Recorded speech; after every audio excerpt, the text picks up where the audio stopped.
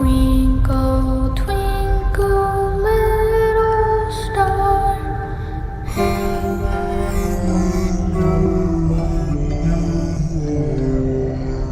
He's alive!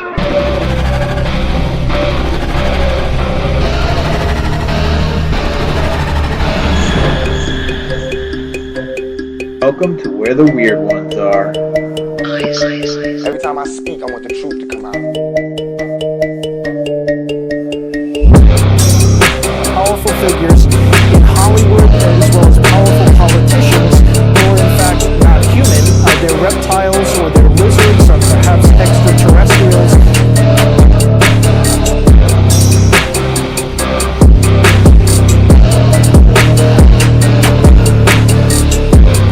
I don't think it is a human. I think it's a Sasquatch.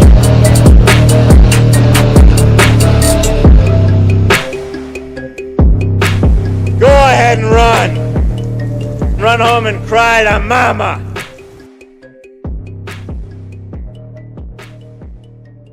Let's get weird. What's up, you fucking weirdos? Welcome to another episode of Where the Weird Ones Are. My name is Kevin, but you probably already knew that, and if you didn't, now you do. Today's episode is with Nichole Chrisitne. She is one half of the Spiritual Sisters podcast, and this was an amazing chat. We talked a lot about, self-worth, about shadow work, about spirituality. We talked about ghost hunting. We talked about setting intentions. We talked about her dehumidifier, because her dehumidifier is constantly filling up with water really quickly. But yeah, we get into a lot of like self work on and stuff like that. So, trauma patterns, and I think it was a really good chat. It was awesome, and she's gonna come back. She's already scheduled to come back for a part two. So, um, if you if you like this episode, please watch out for the next one.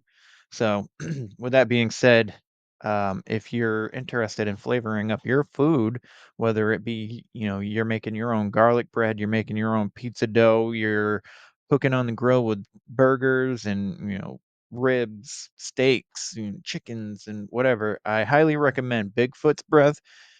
It's raw garlic dust. They freeze dry it and they turn it into an amazing powder. It's fucking, dude, this shit is so good. I can't believe you guys aren't buying any. Um, but yeah, so it's really potent. It's a lot better than the stuff that you get at your local grocery store. It's just garlic. There's no fillers and or anything like that. So, um, but it's super tasty. So you can get that at flavorsforest.com/weird. Um, yeah, go get yourself some today because it's amazing. Cryptid Fest is coming up September 14th. I will be there vending and speaking. So that's in Raynham, I think is the right way to say it. In Massachusetts. It's 1 p.m. to 6 p.m. So 5 hours, and it's gonna be a party. There's gonna be um a lot of people there. There's gonna be some amazing people. There's gonna be Michael Thompson's bleh, fucking A. Why can't I talk today? Michael Thompson, who wrote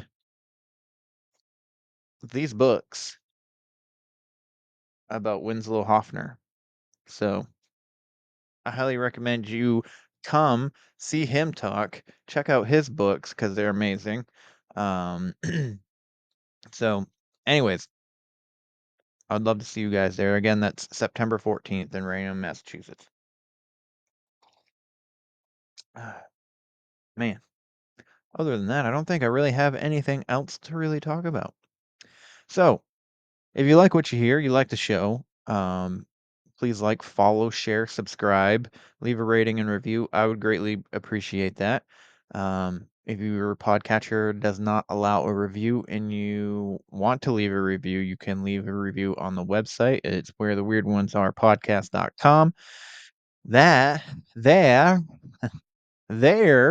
you can also get the hot sauce and the merch. So if you want a cool t-shirt like that one back there, there's a shit ton of different colors. It's not just black and white. And there's other designs too. I got a Bigfoot one. I got, Frankenstein's monster and the bride. I got down the rabbit hole. I can't think. I got Mothman design. Yeah, I got an a gray alien design. So yeah. There's a shit ton of designs. My son's t-shirt for his YouTube channel is also up there if you're interested in supporting him. All the money that comes from his t-shirt is going to go directly to him. So, yes, it's on my merch site, but all the proceeds for that t-shirt goes to him. So, yes. Also, if you're interested in gaming stuff, my son has a YouTube channel called Raptor Rex. That's RAPTORWRECKS. Look for the look for the logo of a little kid dressed up as a dinosaur playing video games. So, with that being said, I appreciate all of you. If you have a story to tell, you want to come on the show and talk about, your weird experiences, I'd love to hear from you. It's where the weird ones are at gmail.com. That is, just send me a quick synopsis of your stories. Obviously, don't give everything away. I like to be surprised. So, if you want to be featured on the show, that is. And or if you just want to talk, that's totally fine too. You can also get me on Instagram where _ the weird ones are and Facebook where the weird ones are. So with all that being said, I hope to hear from you. I love doing this. So whether you guys don't interact or not, do interact or not, this show is gonna be here as long as I'm having fun doing it. Once I don't have fun doing it, I'm probably gonna hang it up. But I didn't do this for listeners and followers. I did it because I like these conversations. So, with that being said, everybody out there listening, I appreciate you for for um for listening, and the ones who've participated in commenting and leaving reviews and whatnot, which actually, fuck, I don't have my phone. I have a new review. I'll have to do it in the next episode, so I don't know where my phone is. That might be a good thing, it might be a bad thing, I don't know. But anyways, everybody, I really hope you have a blessed day. I hope you have the best day ever or night or whatever time you're listening to this. It means a lot to me that you're listening. It means the world to me. That you've out of all the podcasts that you could be listening to, you've chosen to listen to this one. So it means a lot. It means a lot. So anyways, you know the drill. Fucking, I almost messed up my freaking saying. So actually, I don't know why I'm doing it in the intro because I do it at the end. So fuck it. Let's get into it, shall we? With Nichole Chrisitne, because she's an amazing person. You should also follow her podcast, the Spiritual Sisters podcast. They're phenomenal women, great personalities, very personable. You have questions about any of the stuff we talk about today, you can definitely reach out to her. She'll be more than happy to talk to you. So she's an amazing. I adore her very much. So, yeah, this episode is a good one in my opinion. So, all right, thanks guys. Let's get in. They're coming to get you, Barbara.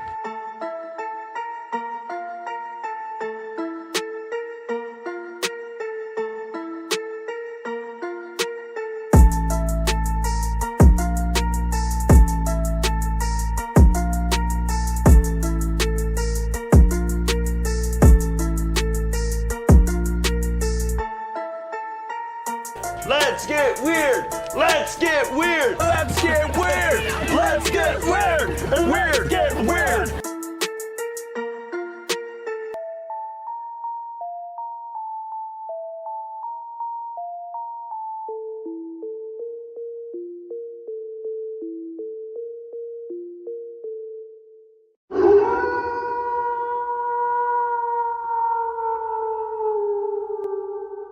Hey y'all, this is Chelsea Deanne from Station 59, and you are listening to Kevin on Where the Weird Ones Are.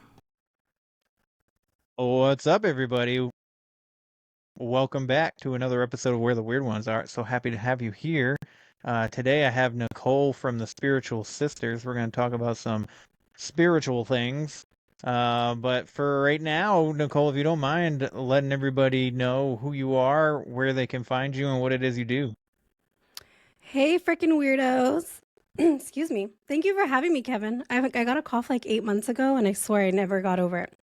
Anyway, thank you for having me. Yes, I am Nichole from the Spiritual Sisters podcast, and we talk all things spirituality, mediumship, astrology, human design, past lives, just whatever kind of spiritual topics we can get to. That's what we do. Initially, my idea for the podcast was to talk about paranormal stuff too, to talk about, ghost encounters and the creepy stuff, black-eyed kids. And we found out very quickly that our audience didn't like that. They weren't into the scary stuff. I'm still very bitter about it. So yeah, that was the original plan. And then I don't know what happened. Damn, son. Yeah, but thanks for having me. And I know it's a little bit later where you're at, so.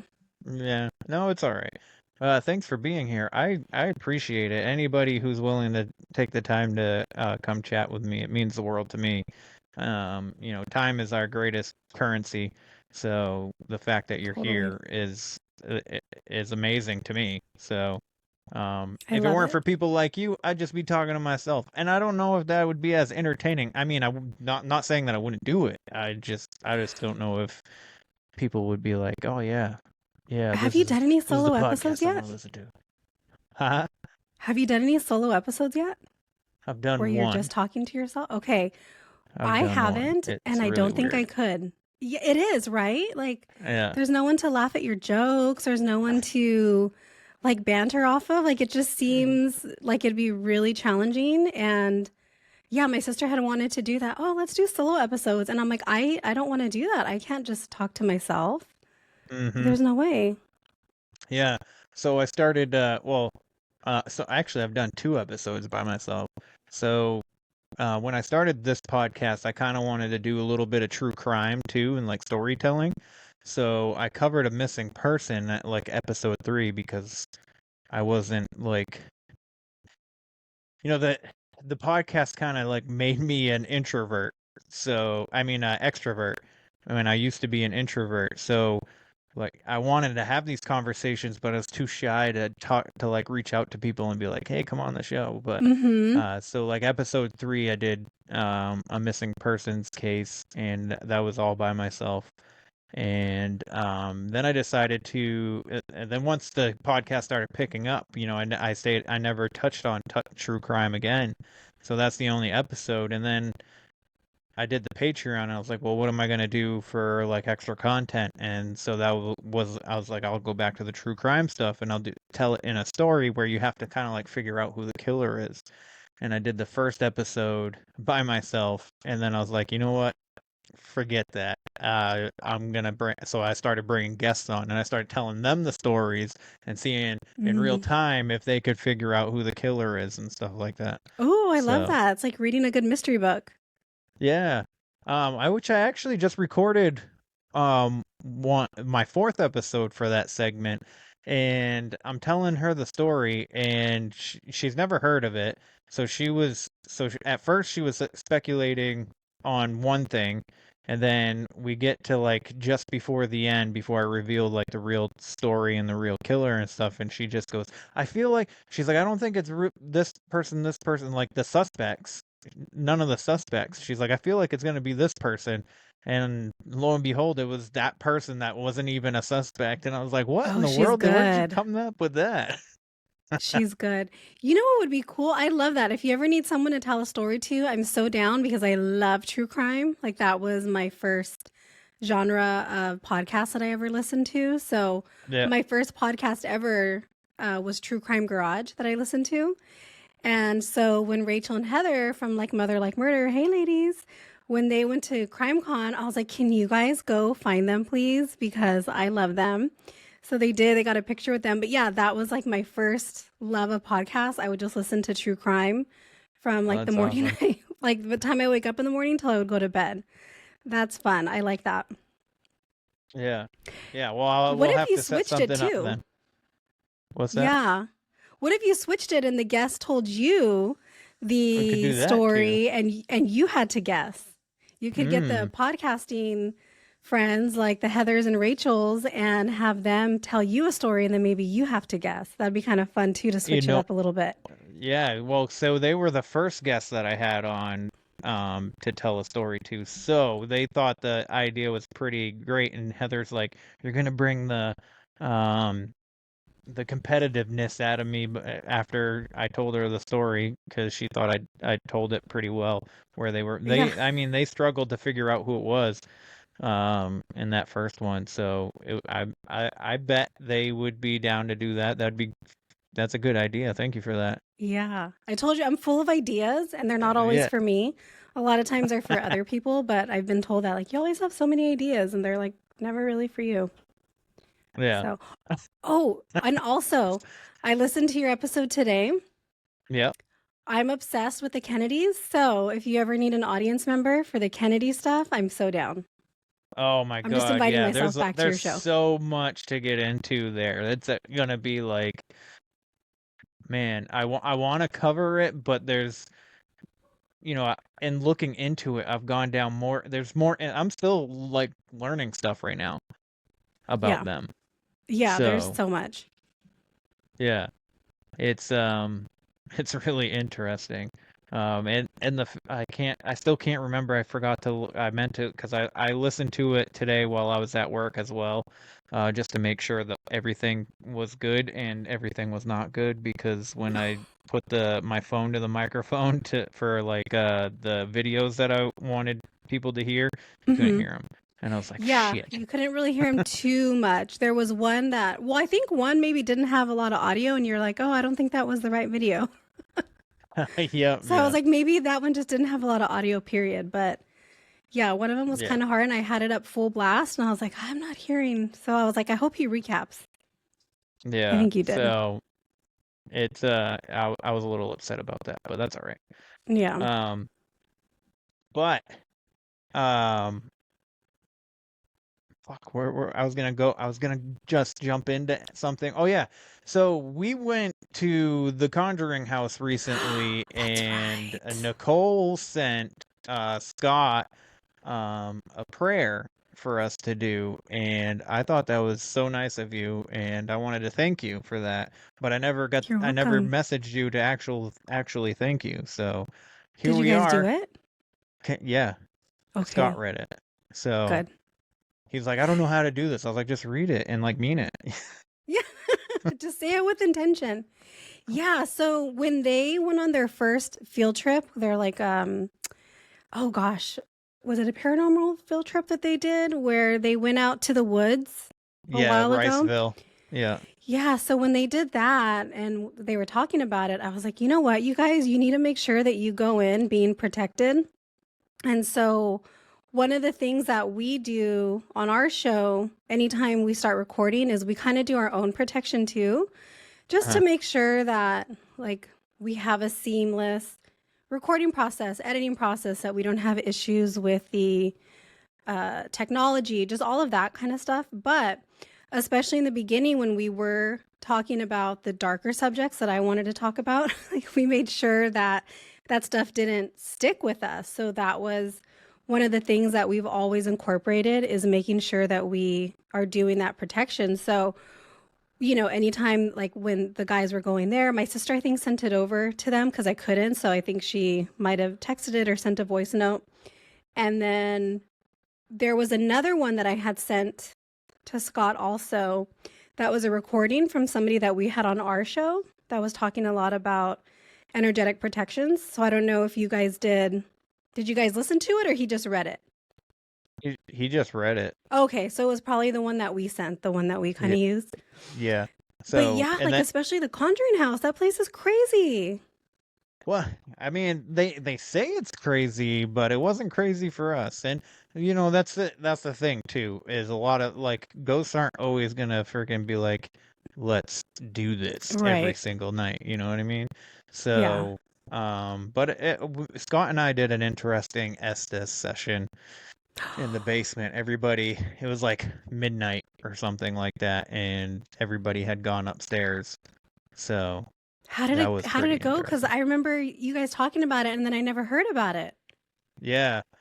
All right. So what happened was because I videoed it, and we used I thought it would look cool. It did not look cool. I put the green lasers on me while I was sitting there, and you can't see anything. You just see green dots everywhere, and I was like, "What the heck?" But so basically, I was just throwing out random things. Some of them kind of hit, but they didn't. So obviously for the listeners, I was blindfolded, had headphones in, and I was connected to the spirit box. Scott was asking questions.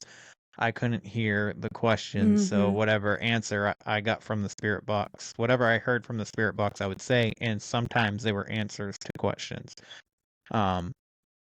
So there's one point where he was trying to ask who he was talking to. And I said feathers, and he goes, say something that means something to me, something that I can understand, something like that. And then I said native, and he goes, are you Native American? And then I said yes. And then he goes, was that you out in the woods with the making the drum sounds? And then I said being bold, because him and Joe went out into the woods and got audio of Native American drumming. So, and it's really clear, actually. It's faint, but it's clear. Like, you can definitely tell that's what it is. So I was like, being bold. And he goes, yeah, I'd say that it was pretty bold. And then I was like, oh, I got chills. And he's like, I mean, I couldn't hear him, but in the video, he's like, yeah, me too. And then he said, frick, he was asking he's like, what is it that brings you here? What would you like to communicate? And then I said stolen, and he goes, what's stolen? Your land? And like, as soon as he said land, I said land. And then I got like encased in like, it was almost like somebody came up and bear hugged me, but they were in ice. You know what I mean? Like, it was just like my whole body was cold, and then I couldn't catch my breath for a quick second, and I tore the headphones off and everything, and I was like, I can't do this. I was like, I just got super cold. Yeah. So wow, that was like the only really interesting thing that happened to us that night. And then in the living room or seance room, there was talking about a monster, and I heard stuff out in the woods, but it was probably just an animal. But that Estes session was probably the coolest part of it. Yeah, so I think Two Girls, One Ghost went there. We went and did their live show for the Conjuring House, and I think they also did is it Estes or Estes? Estes? They did they did that, I think, also. Yeah, I think you can pronounce it either way, but yeah. There's a haunted house here in town, and a couple podcasts have covered it. Graveyard Tales, I don't know if you listen to them. I've listened to them for years too. They covered it about a year and a half ago. And there's a local medium that I know that I've worked with in the past, and she got called in and they filmed like a TV show or a TV episode on it. Oh, actually, Ghost. Who's the one with Zach Bagans? Ghost Adventures? Ghost Adventures, their last season finale, they did at that house. Wow, that's yeah. dope. So before I logged on, the medium that I follow, she had posted like a clip of the episode. So I'm really interested to check it out. Is her name Pat? No. Oh. Her name's Debbie. She's local over here. She lives like a few blocks from me. Yeah, I'll send it. I'll send it when I see it. Cool. I'd like to see it. Yeah, so that was so Scott read your guys' thing, and then I set the intentions for the night. Which was my first time ever setting intentions, but I know, you gotta start somewhere. So, well, I kind of want to start investigating. Sorry. Oh, sorry. I think you said that you work with Archangel Michael in the past. I think when you were recorded with, was it Alicia from Twisted and Uncorked? Or Sierra, you recorded with one of the girls. Yeah. Okay. Yeah. And I thought you mentioned that you do work with the angels, no? No. I said that I think I was talking about the time that or no, I asked her if she did the Archangel Michael's prayer or whatever when she investigates. And then I think I was talking about when I can't think of freaking names right now. Phil. When I went out to Phil with Hunkamuck Swamp, we talked about, the Archangel Michael prayers and stuff like that. But I've never done anything with angels. That'd be dope, though. I wish I could. I could probably if I tried. Yeah, I mean, it's kind of the same thing. I actually do it every night before I go to bed. Mm-hmm. So I call in Archangel Michael before bed and I envision him coming in and protecting our home. I envision him protecting my son, my husband, myself. Like I kind of put us all like in a protection, like a bubble of protection. Yeah. And I just ask for protection for us while we sleep. And I have noticed, and and who knows, could it just be my mind when I go to sleep? But I do notice on the nights that I skip it, I tend to have more like nightmares and pretty disturbing dreams than I do on the nights that I'm in it. And it doesn't take long. It takes like 10, 20 seconds. It's not like it's taking me so long to do it. Sometimes I just want to go to sleep. I'm too lazy to spend that extra 20 seconds. But I do notice a difference. But, maybe it's all in my head. I don't know. I mean, there's a lot to that. There's a lot of people that, use that and they describe it the same way when they don't use it. Like, Jess Mora, I can't remember her episode number, but she was talking about how she does that. She does prayers at night before she goes to bed, and then this one night she didn't do it, and she had some entity trying to pull her soul out of her body that same night. So, and then she did her prayer, and Archangel Michael or Gabriel, one of the others, came and was significantly bigger than whatever this entity was, and basically chased it off.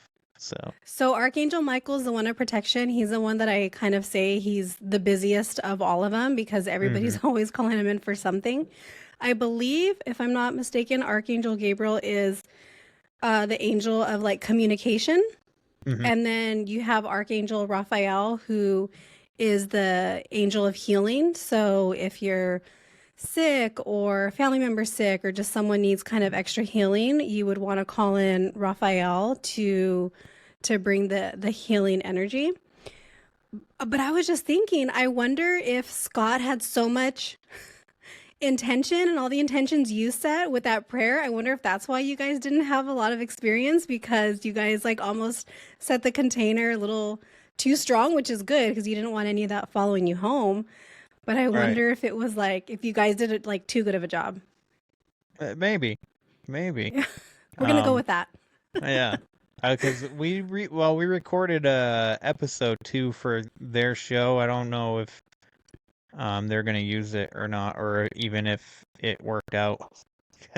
We were having some, tech issues all Yeah. night, which Yeah. obviously when, with hauntings and all that stuff, like they drain energy, they drain the batteries and anything. Like my phone even died really quick. I had to go get my charger out of my bag and stuff and set that up and but Scott saw a figure in a window too. Oh. But I think the owner, because the owner was there, and she's interesting. She's interesting. Yeah. Yes. And he goes out to her and he goes, "Is there anybody else here?" And she said, "No." And I swear to God, I saw a guy in a t-shirt and shorts walk into her part of the house. And I was like he had come out and then went back in. And I was like, I think there is somebody here with her. Yeah. And she's like, oh, what? Oh my God, no, there's nobody else here. It's just me. And she's trying to I thought sell it was it really super well. unprofessional for her to have her animals there. And that was another thing. I walked, because after she did the let's stand in one room of the house and let me tell you about how Bathsheba's not a witch, and that you have to show me everything that you capture before you put it on social media. What? Yeah. She gave us this spiel. It was like took 10 minutes, maybe less, and I was like, what fucking kind of tour was that? She's not a good tour guide. Yeah. So so she went out and I walked around the house because I wanted to go out to the trail. I wanted to go see where I would set up, because when we did our live on Instagram, I wanted to be outside. Scott and Ryan wanted to be in the basement. Rob wanted to be upstairs or in the seance room, and then Joe wanted to be wherever Joe wanted to be. He didn't have it. He's like, I'll be somewhere. Yeah, he'll figure it out. Probably drinking a Corona. Yeah. But yeah, I walked around the back of the house and her dog starts barking at me. It scared the crap out of me. I'm like, whoa, what the hell? But yeah, other than that, it was interesting. There's cameras everywhere in there. I don't know. I want to go back, but I also don't, just because of the experience that recent wasn't events. spiritual, Yeah. Yeah. That's kind of scary too, but. And then I'm just hearing like horror stories about this lady, so. Yeah, that would keep me from. Well, I'm kind of scared of everything, so my fear would keep me from going. Period. Yeah. Like, I love hearing about it, but I don't like to experience it. I had like a ghost experience as a child. So that just terrified me from then on. And then like more experiences as I got older, but not as intense as the one when I was younger. So that kind of keeps me from going to places that I know are actually haunted or have spirits, or that I might be scared in. Yeah, that makes sense. Trauma kind of helps us discern what we're willing to accept and what and all that stuff, and what we know is we don't want in our lives. So, Yeah. but if you don't mind, I'd love to hear that story from when you were a kid. Yeah, As long as the boy has his headphones in. Yeah, he doesn't care either. It was funny. He actually asked me, I think last night or the night before, how do you know if a house is haunted? And I thought that was an interesting question. So some people might have heard it, especially if you have listeners from Beyond the Shadows, or if Beyond the Shadows is listening. Scott knows the story. So when I was about, oh gosh, I don't even know how old I was. I might have been between 10 to 11, 9 to 11. I used to live at my great grandma's house, and I was sleeping in the den one night, and there was like knocking, like banging on the window. And it was my cousin who used to go out all the time. And after a certain time, my grandma would like lock him out of the house so he couldn't get back in. So it was him trying to get back in. And I was like, oh God, I don't want to get up. And I didn't want to get up. I was so tired, but I knew, okay, well, if I don't get up, he's going to keep banging. So I better hurry up. So I did. I got up, and there were like 2 couches in the living room. So I was at this couch, and then there was this couch right here. Well, the door was over here, and I had to walk like around a table to get to the door. So I couldn't just go straight to the door.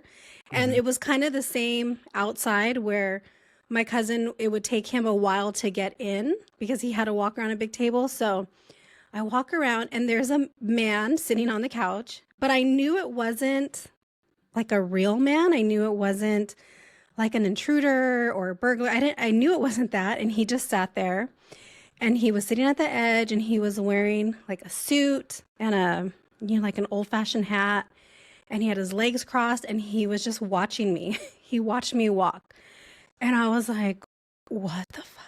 So then I open the door, and I'm like waiting for my cousin to come in. So I turn around, and mind you, my cousin's still going to be like maybe 15, 20 seconds. I turn around, and he's still watching me. So I went to the couch, and I got under the covers, right? Because they'll go away once you get under the covers. And then I heard my cousin walk in, the lights turned on, and then I peeked out, and he was gone. So I was like, okay, what was that? And so I didn't want to say anything.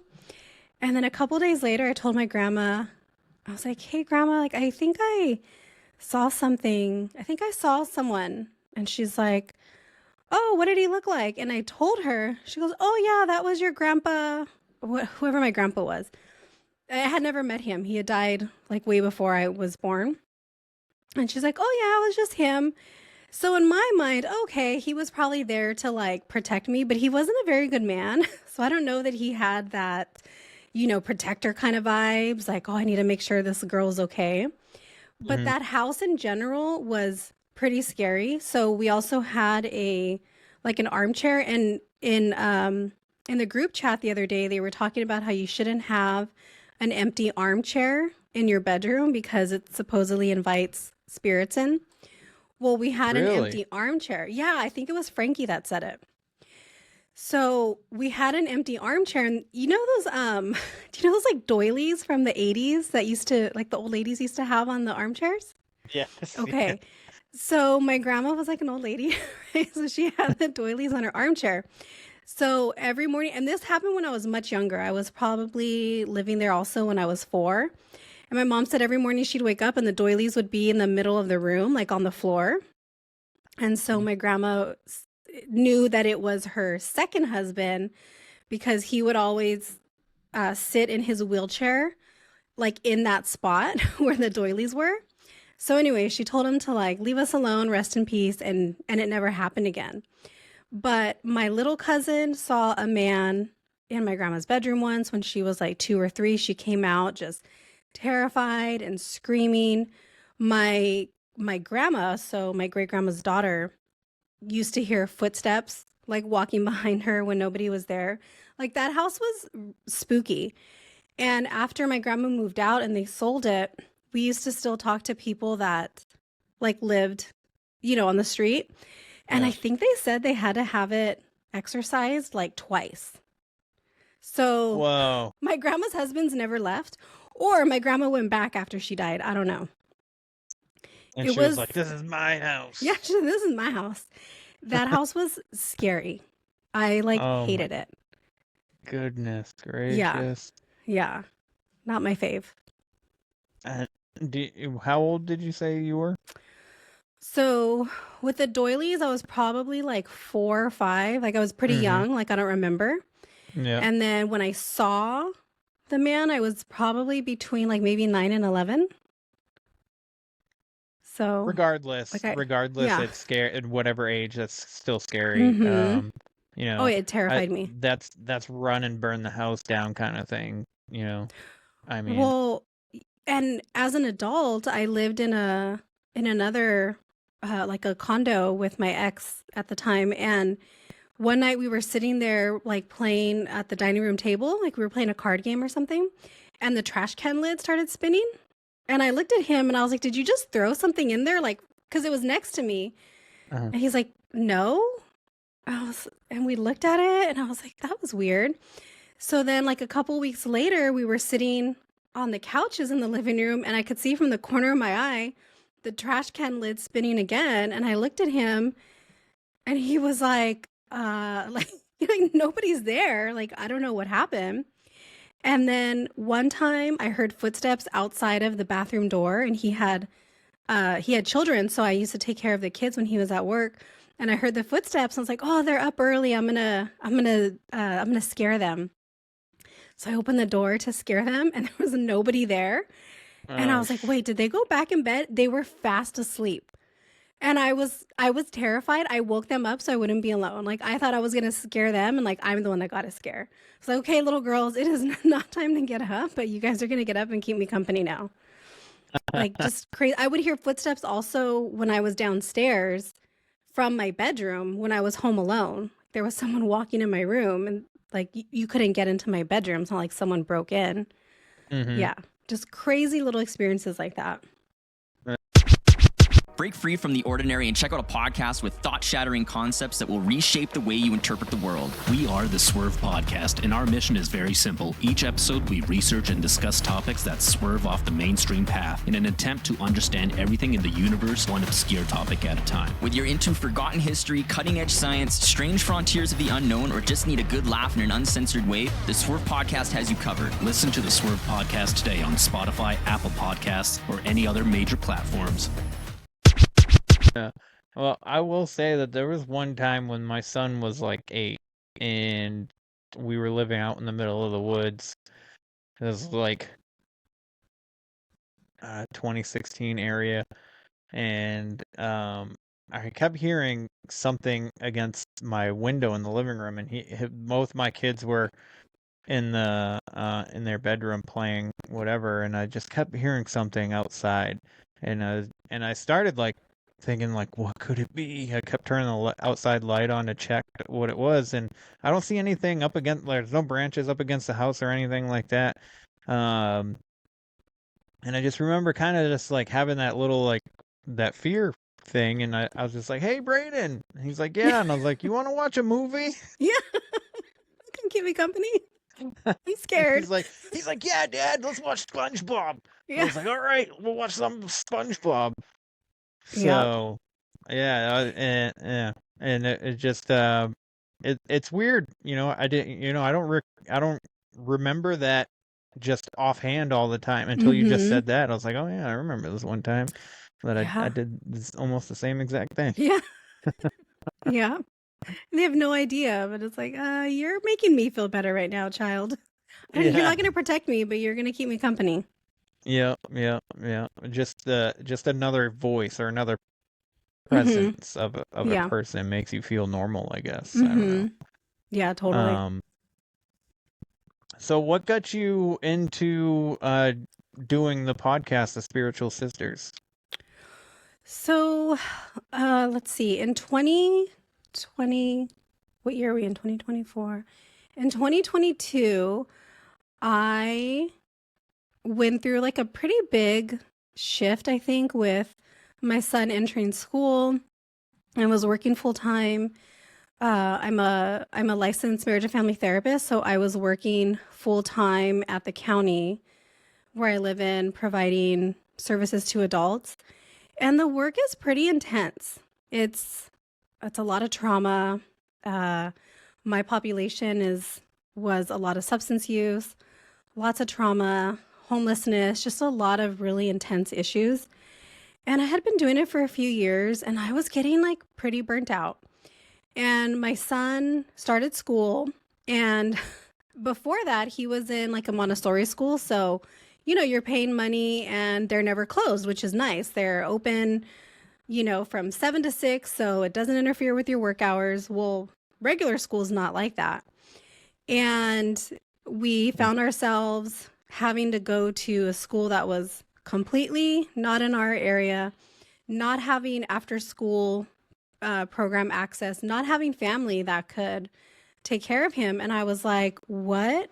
Like, what am I going to do?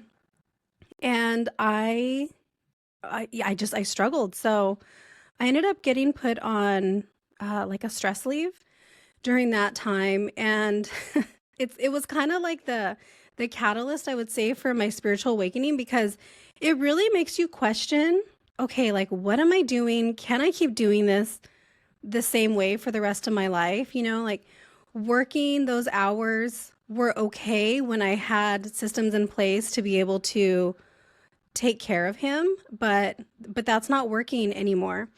And so it really kind of made me start questioning just what I wanted for myself, what I wanted in life, and all of those things. And I've always been pretty intuitive. And clearly I, sometimes see things that I'm not supposed to see. And I went to see a practitioner who does, she does like limpias. So have you ever heard of like the egg cleanses? No, never. Oh, okay. So look it up on TikTok. There's some pretty, I'm not a TikTok person, but I've seen some good TikTok videos. So it's, I don't know if they do it in other cultures, but it is pretty predominant, like in the Latin cultures.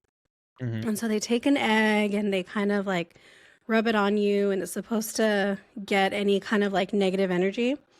So I was going back to work and I was like, I just want to go feeling like light and free.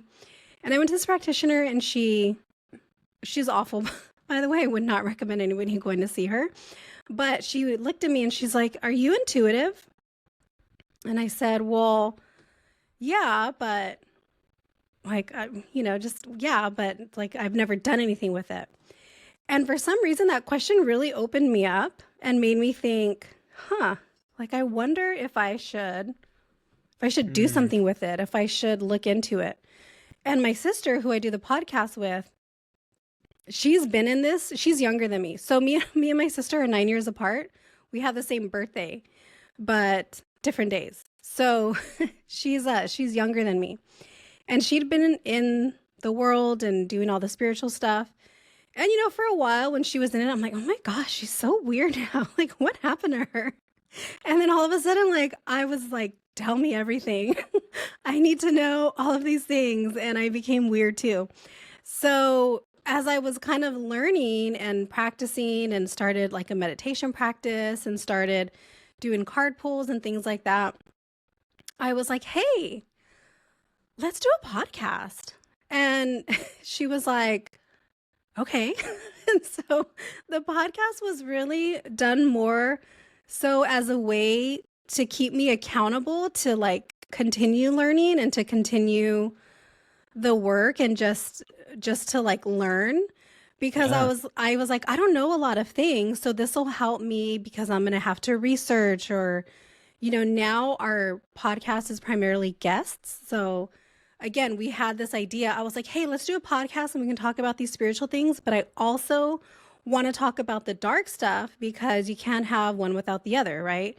You can't have light without dark. You can't have dark without light. Exactly. Mm-hmm. So that was my idea going into it. And she's not into the true crime and, the paranormal stuff like I am.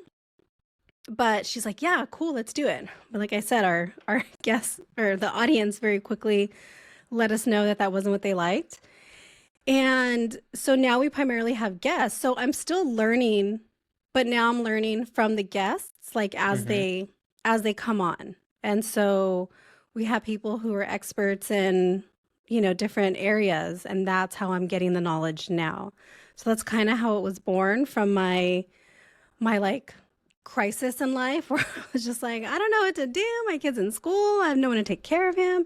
I have to work. My husband has to work. I didn't know what to do. And I would say it kind of started, I would, and then, sorry, if you take it back, if we go back to during the pandemic when we were locked down and I was working from home and I was just home all day, and I really struggled with anxiety and being depressed during that time, where I'm so unhappy because I don't leave my house. And I'm a homebody. I love being home, but it's different when you're forced to be home. Right. So there was some of that. I think that was still kind of lingering from just being, at that point I was kind of stuck in my bedroom all day, right? Because my desk is in my bedroom. I sleep in my bedroom. I have a TV in here. So I wasn't really leaving. So I think that kind of trickled over into what happened in 2022 with, with like the change to our routine and our schedule. Yeah.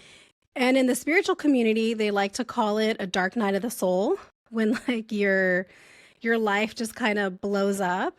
And that's fine. Because I'm pretty logical. So I have, like one foot in the spiritual community, but I also have one foot in like logic and science with my background. And I was like, you know what, you guys, like, this is just depression. Like spiritual girlies and the people in the community, they want to give it like a foo-foo label and they want to call it a dark night of the soul. And it's like, look, you're just depressed. Like, I can diagnose you in 5 minutes. Not even 5 minutes. I can diagnose you a lot quicker than that. But that's really kind of where it came from was, okay, I need to learn. I want to keep doing this. And yeah, we've just been doing it now for over a year and 3 months, maybe. Nice. You guys do a good job. I enjoy the couple of episodes that I've been able to catch. Thank you. And that's the problem right now that I'm having is I know so many people with podcasts. I can't keep up. It's so hard to keep up.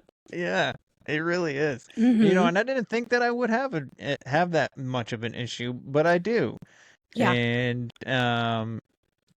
And every once in a while, I'll be looking for Beyond the Shadows episode on a Thursday, and I'm like, where the fuck is it? And it's not there because it comes out on Friday. Yeah. It's hard to keep up, and I feel so bad because I love the podcast community, but lately I just can't keep up. And it's not that I don't want to listen to the shows, especially when like so many of you people are my friends. It's just that there's just not enough time in the day. And I also like to listen to books, and I also like to take courses and learn. So I'm always trying to do a lot of different things, and I just don't have the time, the bandwidth, like the mental capacity. So I try to catch up when I can. Yeah. And, that is the best you can do. Because I have several podcasts that were already my favorites to begin with. So I'm like, I'm not giving up the podcasts that it got me into listening to podcasts to begin with. So that too. So I like to listen to those, and I like you. I like to listen to books, and I do like to search things and try and learn things too. And some of our podcast friends teach us something sometimes. Like Amanda from One Nothing, she'll teach us about something about an animal every once in a while. Yeah, and then you find out like true crime and stuff. Like it's I don't know, it's all interesting. You guys do the spiritual stuff, which is I gotta learn more about that because there's I've been doing like I started like a spiritual journey, and I really need to work on like really need to do my shadow work like really bad. So that's I need to start learning more in that realm. So that's a point that I wanted to make that had left my head, but thank you for saying that, because one of the things that people don't talk to you about when you're starting a spiritual journey is how hard it is sometimes and how much it sucks, because healing is not fun. It's not all like rainbows and sparkles. Like, you are getting called on your shit. You're having a mirror held up to you that is showing you some things that you don't like. And it is so hard. It is so hard. I will say, so I have done like just my own personal therapy throughout the years. And when I started the spiritual journey, there's so many people that are working and are healers and are offering lots of different types of modalities. And I would say that I have gotten the most healing doing like the spiritual work and healing on my own than I did from all of those years of therapy. And it's very interesting because I'm sometimes kind of doing it by myself. You know, like I had never realized until recently how much you can get from like a good journal prompt that is going to bring you like more clarity than you would get maybe in a 50-minute therapy session. And I'm a therapist, and I have no problem saying that, like, this like might not be the best way to go about the healing, going to therapy every week for several years when you can do the same work in maybe less time. Not even less time. It's not like you're gonna only do the work for a year. Like, healing is an ongoing journey. We're gonna still be doing this when we're 60, 70, but you get I think the transformation a little bit quicker from doing a lot of, I think, the spiritual work on your own than paying someone to help you with it, in my opinion. Right. No, I agree. Because I started it with therapy. I'm not going to therapy now, but there was my ex had me believing that I was a narcissist and all this, and I asked my therapist to give me a narcissist test, and she goes, I don't have to. And I go, why? And she goes, because you think that you're a narcissist. And I go, yes. And she goes, if you're sitting here thinking that you're a narcissist and you're asking me if you are not a narcissist. Yeah. And narcissist has been a trending word for a while. It's getting thrown around a lot, and it's being used incorrectly all the time. They just want to throw that onto a boyfriend they didn't like. Yeah, that's another thing that I was going to bring up too. So thank you for that. Like, a lot of people are just saying that because, like you said, a boyfriend that they didn't like, or like somebody happened to have had a bad day and they snapped at you. So, they're a narcissist, you know what I mean? I will go back to like, so 2020, my ex was staying home. It never changed for me. I was still outside all the time. I was still going to work, and then I would come home and I would, cook and stuff like that. I would cook dinner for the whole family because I know she's been sitting at home. Like, I'm not going to expect her to do something in the house that she's been sitting in all day, every day. You know what I mean? But I could definitely see, like, looking back on it now, I can see the signs. Now that I've done the healing, I've done obviously not done healing. I still have a lot of work to do. Like I just stated, I need to do the shadow work. Yeah. And I can just, looking back on it, I can see the signs of things that I should have changed, and maybe things would be different. But at the same time, I feel like things are a lot better for me now. So I feel like I had to go through that to begin with to get to here. You know what I mean? I have a newborn baby now. I have a house of my own. My kids are great. They're taken care of. We're going on family vacations all the time now. And back then I was not. It was also 2020. We weren't allowed to go anywhere. Yeah. But still, it was before 2020. Before all that happened. I don't know. I was a completely different person. It's really weird to look back on, And so I wanted to, since we're on the subject, I wanted to basically ask you, in your opinion, or maybe not even your opinion, but like what, for anybody that doesn't know what shadow work is, what would you explain it to be? So shadow work is taking a look at those. So again, right, we talk about like the light versus the dark, right? So looking at those darker parts of yourself that are still very much a part of you, right? We have the personality and the facade that we show to people, but then we have the shadow part that other people don't get to see. And it's those parts of ourselves that we need to work on, because they're there, whether we like realize it or not. There's this really good book. It's called Existential Kink, and it's all about looking at at your shadow, but it takes it in like a different direction in the sense that it's saying, okay, what are these parts about yourself that you maybe don't like, but can you take a look at it and realize that maybe you get off on this a little bit? Because one of the things that people do is we repeat patterns a lot in life subconsciously. So somebody who was raised in like a very toxic household will most likely repeat that pattern and have a very toxic relationship. But they're going to go to therapy and say, I don't know what to do. You know, I have this going on with my partner. And they don't realize that they are recreating that because there's a part of them that's like used to it. There's a part of them that maybe gets off on the toxicity, on the drama, on the intense, just the intenseness. I don't even know if that's a word. So it's really taking a look at these parts of yourself that aren't great, and why are they there, and also how do they maybe keep you safe?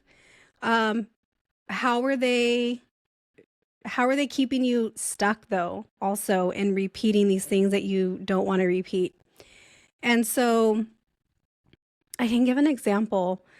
So I was just reading the book recently, and they were talking about somebody who was complaining about their friendships and how their friends always would like criticize them.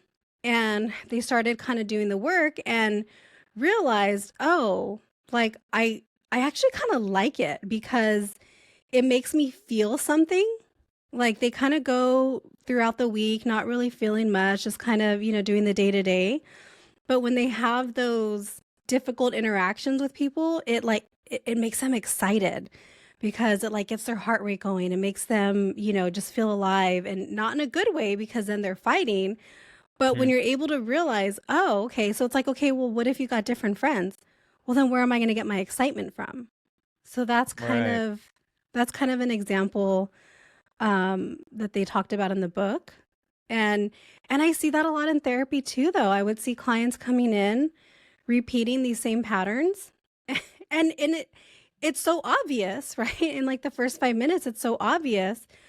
To the outsider, it's not obvious to you when you're in it. And so when I would point it out, I remember they'd be like, wait, so like I'm doing this? I'm making this happen? I don't like this. Like, you don't like it, but you're used to it.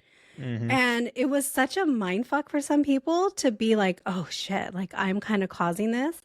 And then they feel a little bit bad, you know, but it's like, well, no, it's not meant to make you feel bad, but now you kind of know where it's coming from.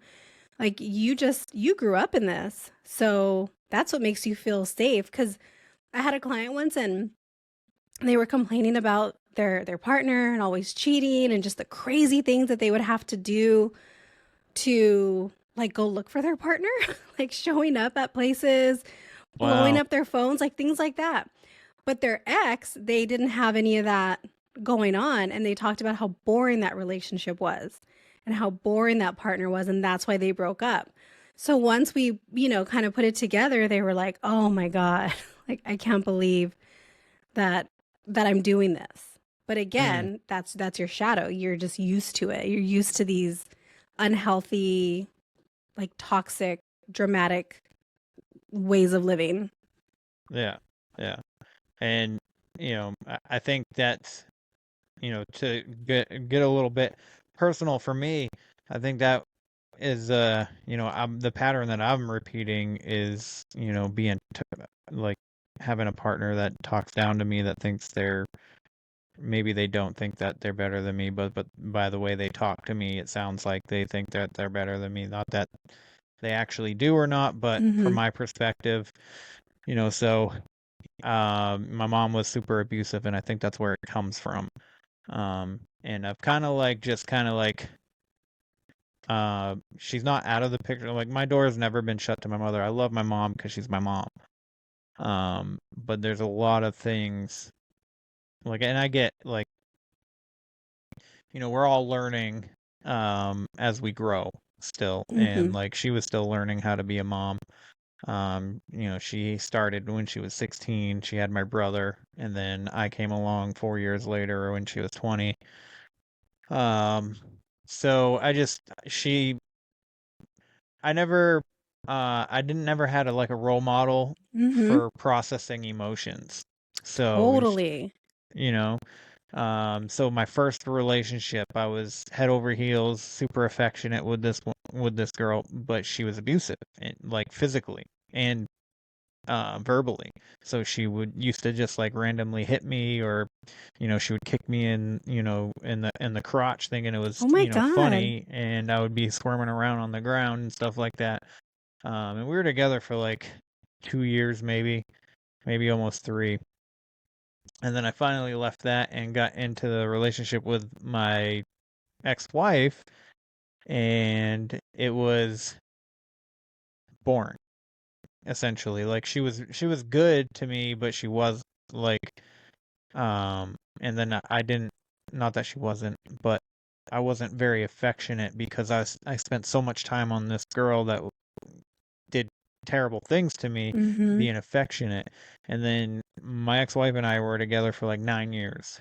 Um, and then she all of a sudden, wasn't very present and stuff like that. So then I left her, and then I was looking for something else, and I found something that I thought was great, and I started pouring my heart into her, and showering her with affection and stuff, like "don't leave me" kind of thing.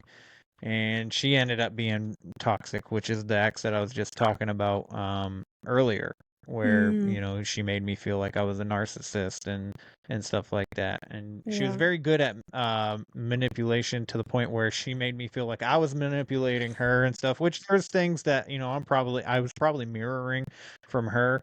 Not saying that she ever did any of this on purpose. It was just she had a lot of trauma too, and I Mm-hmm. hope now that she is either working on it or has worked on it, and is a better person for it. um but yeah, Yeah. and now I don't want to put too much affection into anything again. Mm-hmm. So that's where I'm at right now. Yeah, and I think you kind of hit the nail on the head where you're saying you can make that connection to your mom, where Hmm. things weren't great, and again, so that's what you were used to. So you're going to accept when that comes into your life because it feels familiar, even though you don't like it. It's like, oh, okay, well, this is like what I'm used to. And when you were talking about kind of attracting partners who make comments like as if they're better than you. Yeah. And so I wonder though, if we're talking shadow, if it's that you don't feel good enough and that's why you feel like they think that they're better than you, because deep Hmm. down inside you don't feel like you're good enough. You don't feel like you're worthy. And those are some of the most common beliefs that people have. I'm not enough. I'm not good enough. I'm not lovable. I'm unworthy. And so we look for evidence to support that. So if you think that you're not good enough or you're not lovable, well, you're going to probably end up with a partner who doesn't love you in the way that you want to be loved. And you can say, see, this person doesn't love me, so that there must be something wrong with me. I'm definitely unlovable. Or I'm not good enough. Well, I didn't get that job that I wanted, so I'm definitely not good enough. Or that person left me, so definitely not good enough. Like your mind will look for ways to validate what you think, and then you get kind of stuck there. Hmm. Yeah. So it's a pretty popular video going around on TikTok right now, where the guy is basically like, if you feed your mind shit, your life is going to be shit. So whatever Mm-hmm. you're putting in up here is going to reflect Yes. into your reality, and Mm-hmm. basically manifestation. So if you Yeah. try and keep a healthy, positive mindset, you'll, not that you'll never feel stressed or get frustrated or anything Mm-hmm. like that, but like your overall outlook. Like I've become so much more patient and stuff like that, and like anger is almost not that it's non-existent, but it's, it's Doesn't not my rule over you. Yes, it's not my first reaction. And my first reaction to things isn't, straight to anger like it used to be. Mm-hmm. So yeah, I mean, I still have work to do. In mental health, I think when getting into this stuff, like you said, like I definitely didn't feel like, I was good enough. And so even in like this realm of podcasting, I don't feel that I'm good enough either still. So, and that's where I need work as well. People Mm-hmm. are always giving me compliments, and I'm just like, ugh, don't do Or, that. oh, they're just saying that to be nice. Yeah. They have to say that. Yeah. I'm like, oh, Yeah. you're my friend, so you feel obligated.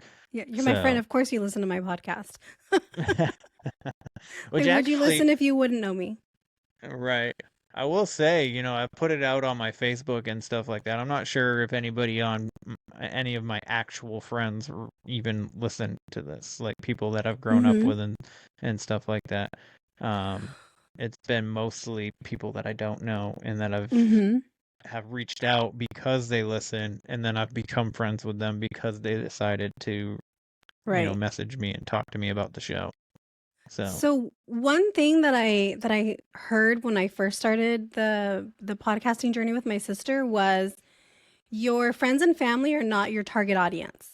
Right. So I remember being like, oh, okay. So if they don't listen, it's nice if they listen to support, but if they don't, that's okay. They're not the target audience. And one of the things, unfortunately, and we see it all the time, is sometimes our friends and family are not our biggest supporters. Like sometimes we get more support from strangers on the internet or people we've never met. And a lot of that, I think, comes from, for example, how many people do you know in your circle that have actually started a podcast?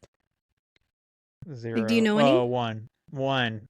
But he doesn't. Okay. Yeah, he doesn't do it anymore. He's kind of like not the reason, but he was one of the sparks that ignited this podcast. So right. And so when you were probably starting, he was probably like, oh yeah, or like super encouraging, right? Yeah. But everybody else that is like afraid to leave their comfort zone, they're going to be the first to judge. They're going to be the first to criticize. They're going to watch back and like maybe judge in silence.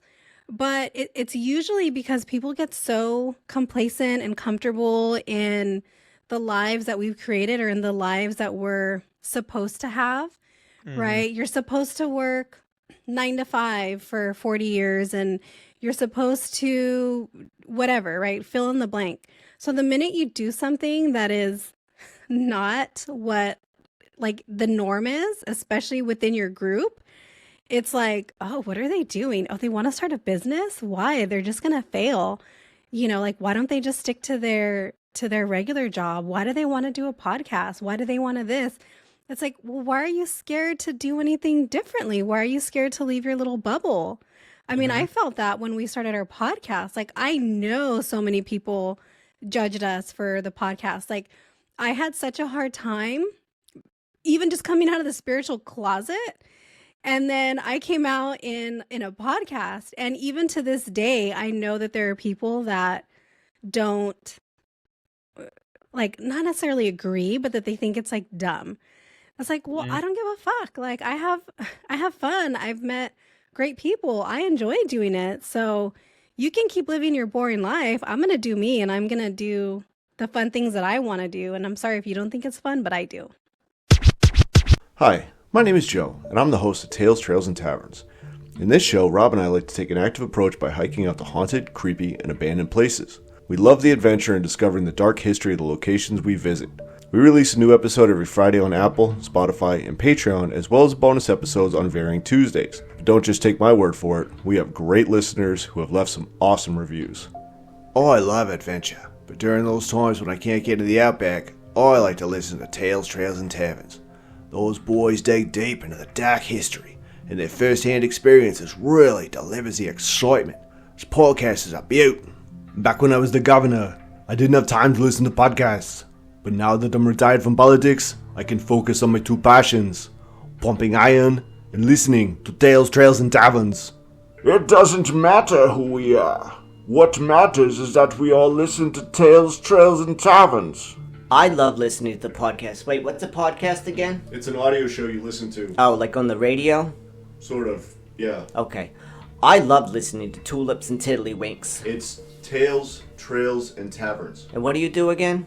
Hike to scary places and drink beer. Sounds terrifying. Okay. I like to listen to Terrifying Tea Time, but not on the radio. Okay, thank you. You did great. You're welcome. Say, you're kind of cute. Is there a Mrs. Tales, Trails, and Taverns? Now, you get it? No actual celebrities or political figures have endorsed Tales, Trails, and Taverns. All the reviews you've heard were written, poorly, by the host, George Lennox, as well as the impersonations of celebrities, politicians, and movie characters. I meant no harm. Please don't sue me. Yeah. I will say though, like, because I mean, I knew that there was I knew most likely, my family and friends weren't going to be listeners or fans of the show at all. But I kind of thought if I shared something on Facebook, they would share it or at least like it, and that it's like crickets. Yeah. So. Yeah. It's it's a little it's heartbreaking, but it wasn't discouraging. You know what I mean? But again, that's not about you. That's not about us. That's about them and their own insecurities and their own feelings. Because how many things do people like maybe want to do, but they're afraid to do it because they're going to be judged. So they live their life like not to its full potential or not experiencing the things that they want to experience. So it's like, oh, anybody else that does it, it's like, it's like envy almost, even if they don't want to start a podcast, but it's just something that maybe they want to do that they're too afraid to do. But it's like, oh, well, I'm not going to do it. I'm just going to like sit back and like, make faces at you. Yeah. People are awful. Yeah, people are. I mean, it's the human condition. Yeah. That's why you don't want to run into a random person in the woods because you don't know what they're doing out there. Yeah. They don't know what you're doing out there either. It's true. I mean, that's true. So, totally. But I guess like where I wanted to go to was do you know anybody with psychic and medium abilities? Yeah, so my sister has pretty strong psychic abilities. I do have some friends that have pretty strong mediumship abilities. Mm-hmm. So I'll plug my sister first. So my sister is really into astrology and she does birth chart readings and she also does business chart readings. But not only does she do the reading of your birth chart, she, she'll kind of go in and tap in psychically to other things that might be going on. She's actually pretty good with like predictions of things. Like she's able to call a lot of things and people will let her know like, oh, hey, this happened like you said it would. And so lucky for us, when she first started, we were her guinea pigs and we still continue to be her guinea pigs. And she did a business chart reading for me sometime earlier this year.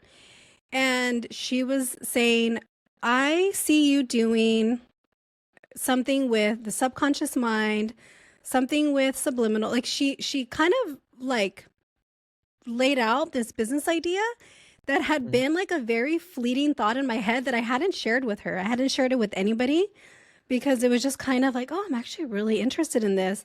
And with my background as a therapist, it actually made a lot of sense.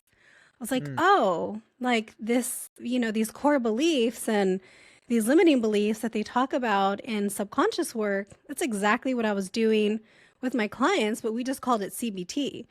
So I was like, huh. And I told her, I was like, shut the fuck up because that's totally what I've been thinking about doing. And I never even told her.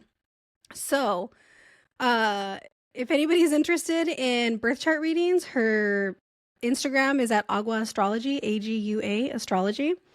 And she's really, really good. So she definitely has psychic abilities. So one thing to point out before we move on to the mediumship is everybody has intuitive abilities. Everybody is intuitive. but not everybody is open to it. So not everybody either believes that they're intuitive, and not everybody is going to do the work to understand what is intuition and what isn't intuition, and really like tapping into, oh, okay, like this is coming up for me. So everybody can be intuitive. Maybe not everybody can do predictions and, you know, like, hey, I see you doing this in the next year, but everybody can tap into their intuition, because we all have it. Yeah, I think so too. Like, I think I've kind of felt intuitive, I guess. I try not to like say that I am, because I don't know. Because people are going to judge you, right? Like, he's crazy. It What also does he goes think? back to that thing not feeling like, you know, good enough, and or whatever. Like, so you know, I picked up on another woman's feelings one time when she was on. Like, she was super nervous, and I thought she was gonna cry, and I started like literally just my eyes started tearing, and I was like, I'm really sorry, but I gotta stop you. I was like, are you okay? And she's like, yeah, why? And I was like, I don't know, I'm just like getting like these weird feelings, and like I was like, my eyes are watering, and she's like, I'm really nervous. And I was like, what? That's crazy. Yeah. And then we started talking about how, because she was also a psychic, or a medium, I should say. Okay. So she started telling me that maybe like I'm a little more intuitive or empathic than, you know, I realized, and stuff like that. And it just, I don't know if this has anything to do with it either, but sometimes, actually almost every time when I watch a movie or show, I'll be like, I bet you this is gonna happen. And then it happens. You know what I mean? It's really interesting. And I will say, in 2020, actually, yeah, in 2020, it was that summer, I said Biden's gonna fall out of the race before 2024 comes, and Kamala Harris is gonna be the nominee. I've fucking been saying that since 2020. Yeah, so it's funny, my mom called it too Sunday morning before it happened. She sent us a video. She's like, I knew this was going to happen today. But yeah, so everybody again has the intuition, and sometimes, so with something like movies, right? You can make an argument. Is it intuition, or is it that we've seen so many movies that we know what might be happening, right? So there's a lot of that, right? Like, our brains recognize patterns. So it could be that maybe we're recognizing a pattern. I had, and the intuition kind of hits me. I haven't been able to really figure out when I'm getting something intuitively, or when it's just like a thought that I have. But a few weeks ago, I just had this thought of, my husband needs to go visit this family member today. So I said, hey, you should go visit them. And then I asked, where are you working today? And he was going to be working near the family member. And I said, hey, you should go see them today, because they weren't doing very well. And my husband doesn't listen to me. Like most husbands, they don't listen to their wives. We get a call that night, and it was, hey, you need to get over here. Or his mom called, like, hey, can you help me get over there? And I didn't want to be like, I told you so. But in my mind, it was just a random little ping that's like, hey, you like probably need to do this today. And so we're sitting there, and he's like, I don't know, like, should I go? And so he got up to, you know, like, go brush his teeth and start getting ready. And I got this really loud ringing in my ear. And I just got the sense that, like, we're too late. And then, like, 2 minutes later, we got the message that we were too late, that they had already passed away. So sometimes my sister thinks that I'm a medium. I've had other friends that think I'm a medium. I don't think I'm a medium, but I have connected with spirits in the past. So when I started my journey, excuse me, I did do some intuitive training, and I was doing readings to try to practice. And my first practice that I did, someone asked me to try to contact their father that had passed away.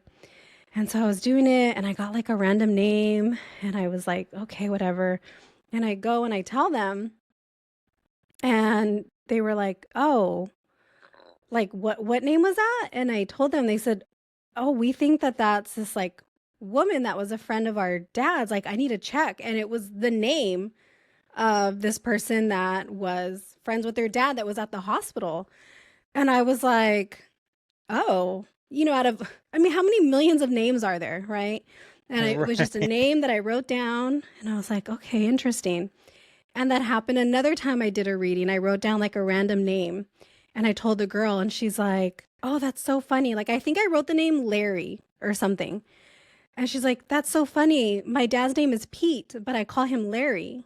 And I was like, oh, okay, well, I got the name Larry.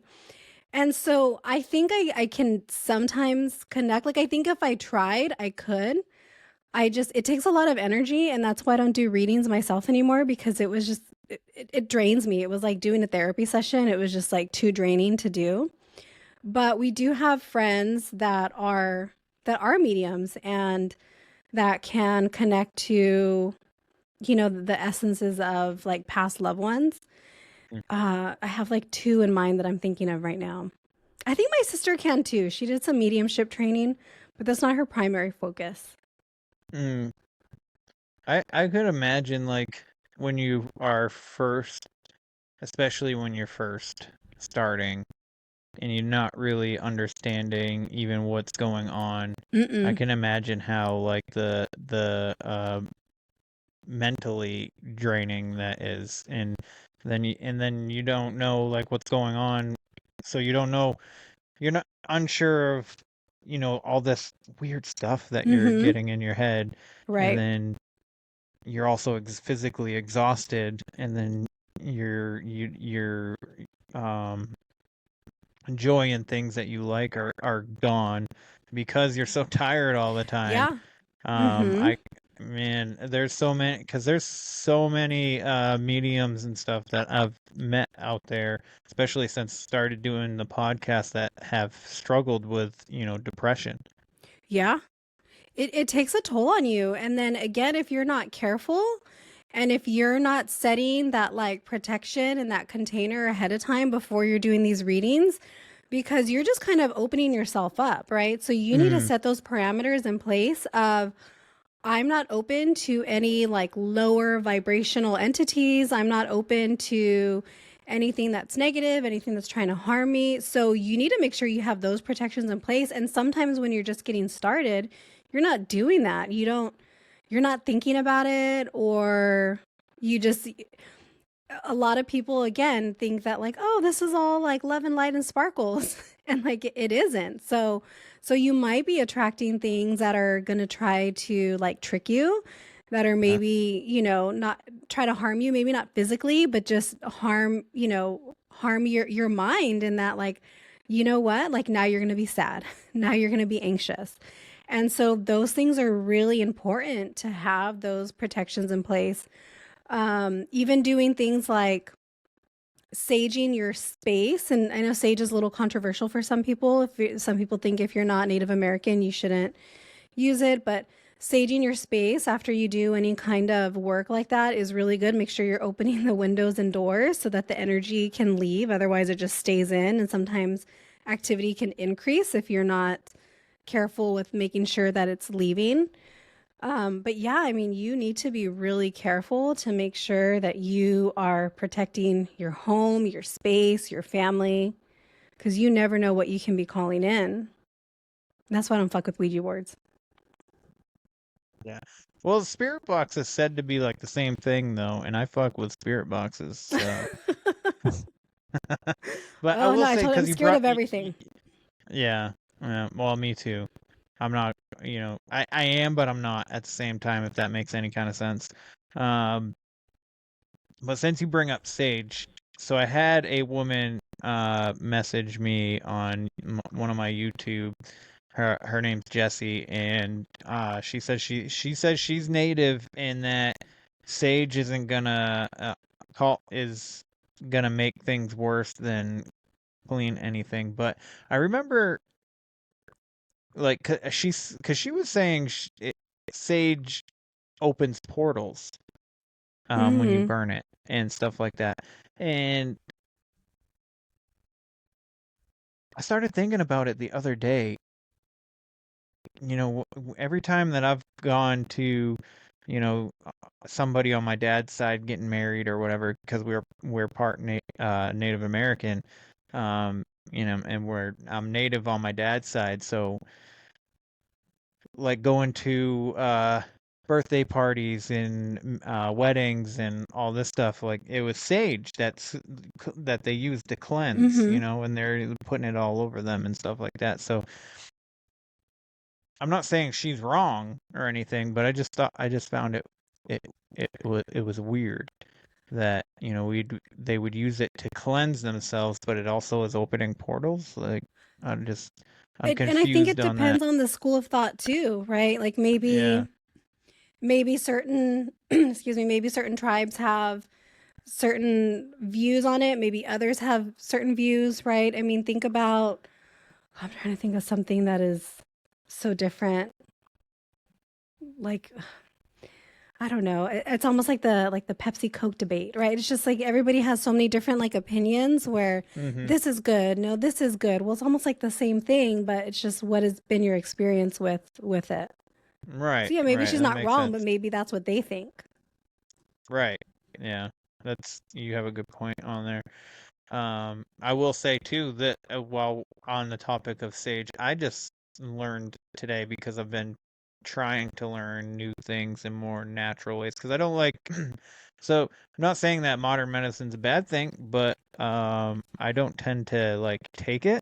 You know what I mean? Like especially when I start feeling sick, I try and let my body do it. Try and let my body fix me before I do anything. So, but I learned today that so garlic, cinnamon, sage, basil.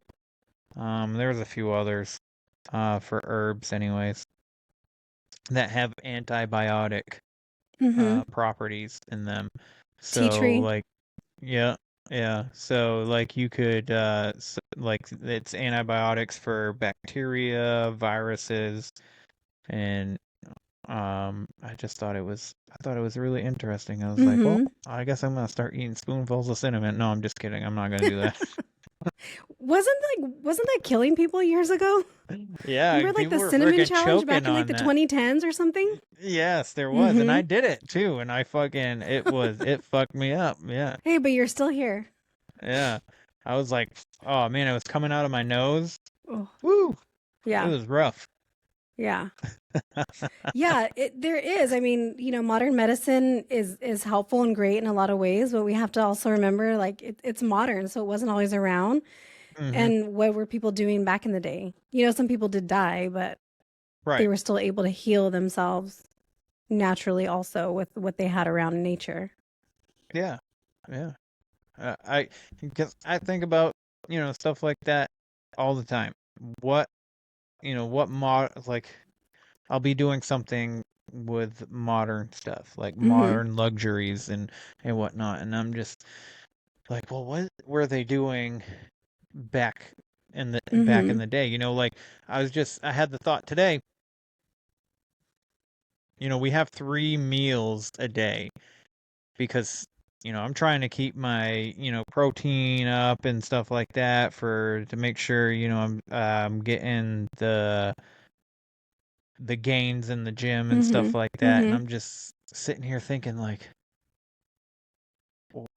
what were they doing back in the day to make sure they felt fed? They weren't eating. They weren't doing 3 meals a day. They were most likely doing 1 meal a day. And working in the fields all day to grow the food that they were eating for dinner. Yeah. You know what I mean? Yeah. So I was just like, why do we need so much food all the time? You know? My husband's answer to all of those questions like that is always capitalism. He's like, because it makes money, because people need to sell you something, because you need to buy this. That's his response to everything. You know, why do you need, you know, 300 different choices of protein? He's like, because capitalism, like everybody's trying to make money. That's always his response. We have the illusion of choice. We only have Yeah. 2 parties to vote for, but we have 39 different bagels to choose from. Yeah. Yep. Totally. So, yeah. I just, I don't know I don't know why I was thinking about that today, but I just was. And, breakfast wasn't a thing up until my favorite meal. 30s or 40s, I Oh. think. Or something like that. Early 1900s, breakfast wasn't even, breakfast wasn't breakfast. There was no interesting. breakfast. So, I love breakfast. Me too. My favorite. Yeah. Me too. I could eat only breakfast, to be honest with you. Yeah. And be good for the rest of the day. Yeah. So. Yeah. I agree. And then they say that you need X amount of water, but I know for a fact that back in the day, people weren't drinking a gallon of water every day. Yeah. So. I think I'm 80 ounces in today. I need to get 20 more before the end of the day. I try to do 100, especially now that it's been so hot, but it just makes me have to go to the bathroom all the time. Oh my God, that's the worst part about trying to make sure that I'm hydrated, Yeah. Because I bring a gallon to work with me every day, and then, I drive for work, so every 20 minutes I'm like, oh, am I going to make it to the next job site? Yeah. Then you have to think about that too, right? I used to have to think about it. Okay, I'm starting a session and I have back-to-back, so I got to make sure I go to the restroom now. I got to make sure I cut them off at 50 so I can run to the restroom and get back and get ready for the next. Like, you have to really time it and like think about it, especially if, you're stuck somewhere for a certain amount of time. Yeah. Even recording, right? It's like, okay, I need to go to the restroom right now before I record. Like, you have to always think about it. That's what I did before we started. I sent you the link, and I was sitting here and I was like, I should just make sure real quick before we get in the middle of it, and I'm like, my eyes are rolling. Same. But do you use crystals at all?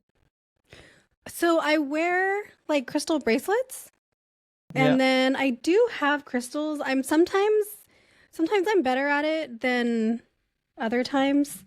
I like to sometimes throw them in my bra because they'll be nice and safe in there. And it depends. I have so many crystals. Honestly, like, it's just sometimes they're better than others. And sometimes I don't remember what they're all used for because they all have different uses. When I first got into crystals, I remember I was looking for a crystal, like a protective crystal, and I was going through the bowl, and one of them zapped me, and I was like, "Oh, this is interesting. I think this is the one I want." And I've never had that happen since. But they say, right, there's so much energy, and I believe it when that happened.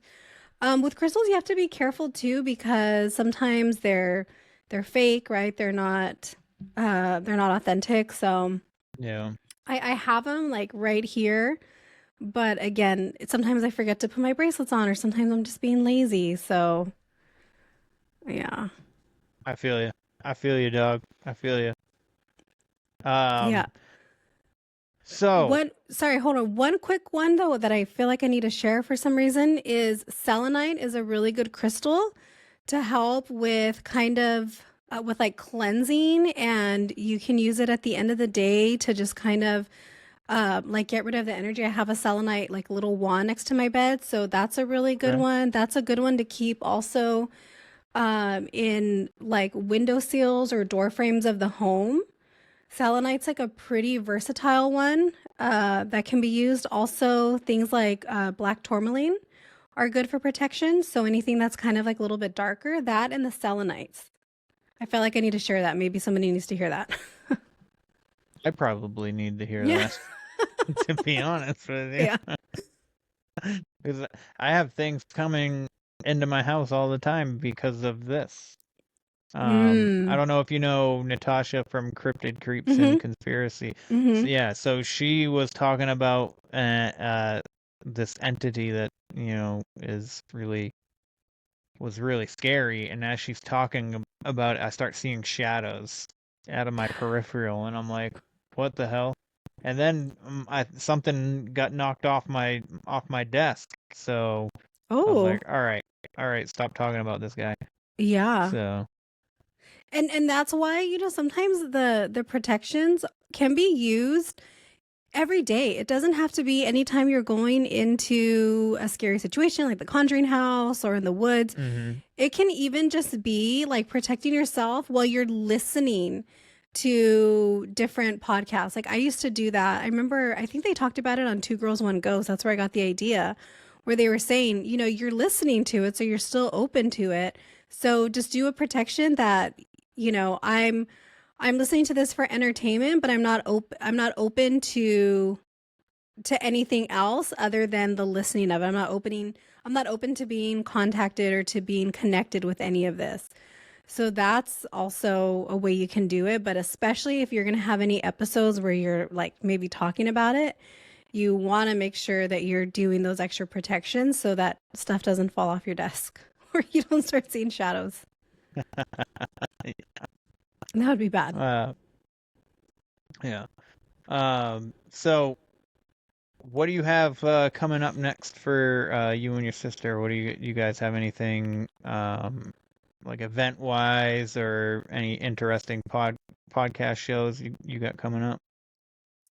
We not event wise, my sister, she does like a end of the year or like a look ahead astrology type of workshop. So she usually does that towards the end of the year where you look at different dates, and then depending on your birth chart, it'll kind of tell you whether those dates would be good days, bad days, just kind of helps you maybe like plan ahead. So she usually does that. And then we had some guests on recently that we wanted to have on. So I think the rest of the year, for the most part, the guests that are coming on are people that have reached out to us or like our friends. So nothing there. I've been kind of playing around with wanting to do a workshop, but I haven't fully decided yet. I did a workshop at the beginning of the year. I did like a vision board workshop, which was really fun. But I haven't decided if I'm going to do one this year. Well, it wouldn't be the same one, but maybe a different kind of workshop. I just haven't decided if I'm going to do that yet. Okay. So keep an eye out though for that. Yeah. Because I might get bored and decide to create something. We'll see. Oh man. I know you have more experiences as you got older, so I would like to have you back and we can talk about some of your experiences that you had as an adult, and then we can get also into more spiritual stuff. Yeah. I feel like there's the world's so big, we didn't even get to talk about it. Like my new love lately is the subconscious mind, and we didn't even get to touch on that. But it's just, there's so much information. Like that's why we have, 70 some episodes, and like we haven't run out of material yet. Yeah. It's a lot. It's vast. It is. So I definitely want to schedule you for a part 2. So let's do it. But my favorite quote, actually my only closing question is, are you finding fulfillment in everything that you're doing? I would say lately I'm finding more fulfillment in the things that I'm doing. So, I kind of mentioned that work that I was doing at the county and just being so like worn out and just feeling so drained. So at the beginning of this year, I actually got a different job. I left the county and I went to go work for a school district. And that has really helped me so much because I'm not as drained. I can come home and enjoy things that I have to do. I'm not just like, oh gosh, it was a rough day of this. Like I was working with a lot of little ones. So we were playing like Uno and Go Fish, so like how can you like come home and be upset after a day like that? And so it kind of, it created the space for me to say, okay, I really want to create my own work, and I really want to create my own products, and I actually have the capacity to do it now because my mind isn't so cluttered. And I recently created a subconscious reprogramming audio bundle, which was so fun for me to do. And I created an ebook. I did meditations, and I did affirmations and subliminal audios, and I had so much fun doing it. I sent out journal prompts, and so I was like, oh, this is fun. I want to keep doing this. And that's why I said, maybe I'll do a workshop on it at some point, but it's just I have to be in the creative mode. So long answer, but yeah, I would say with the change in environment and what I'm doing for work, I feel like I can enjoy things more. I feel like that heaviness that was just kind of lingering is lifting, and I feel excited to do more and to create more and to really help people in a way that I in a way that maybe I couldn't do in therapy with clients, because we have certain parameters that we have to work with and certain things you can and can't do. I really want to find a way to help people because I have seen so much, like I said, just so much more healing doing this work on my own than I did in therapy.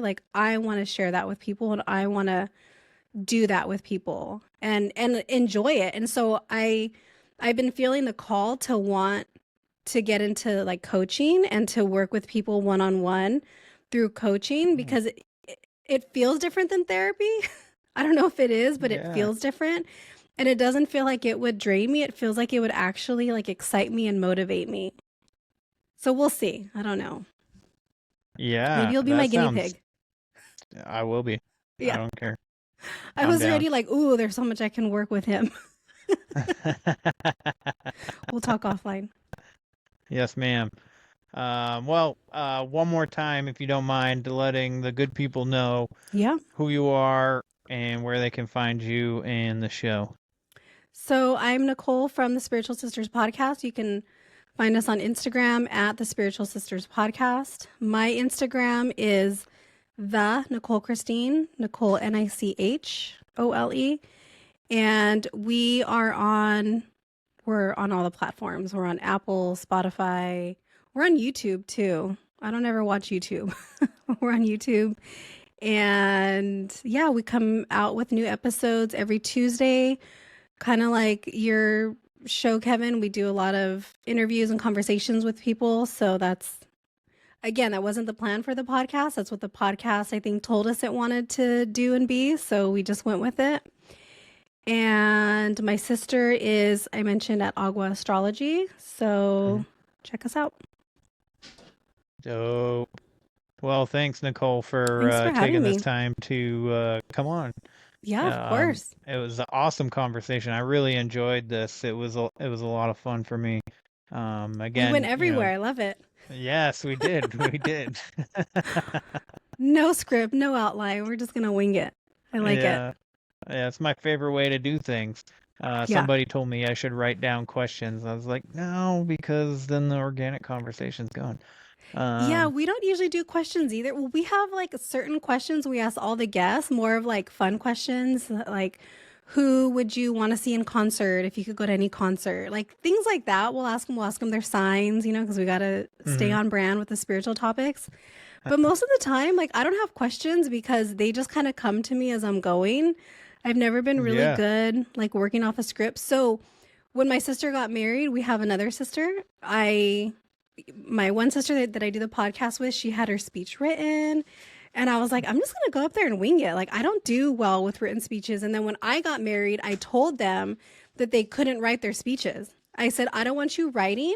I want you just going up there and winging it and speaking from the heart. And I swear their speeches were the best ones that day, that were just from the heart. They weren't reading from a paper.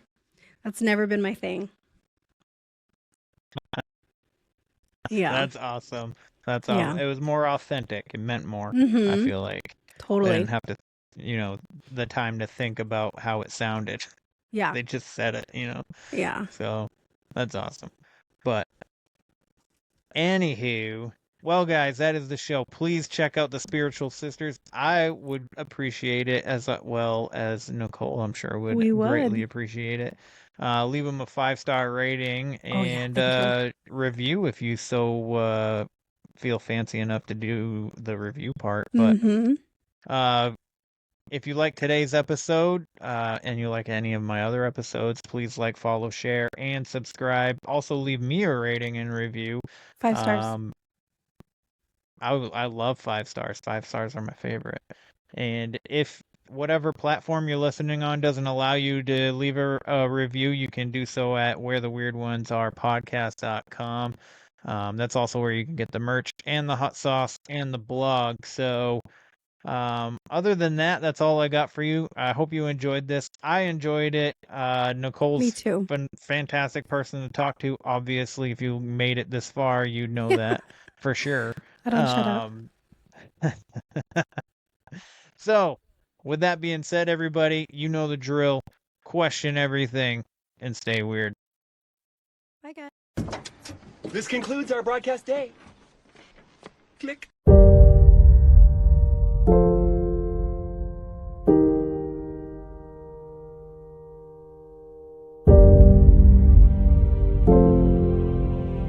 Because in the end, none of us have very long on this earth. Life is fleeting. And if you're ever distressed, cast your eyes to the summer sky, when the stars are strung across the velvety night, and when a shooting star streaks through the blackness, turning night into day. Make a wish.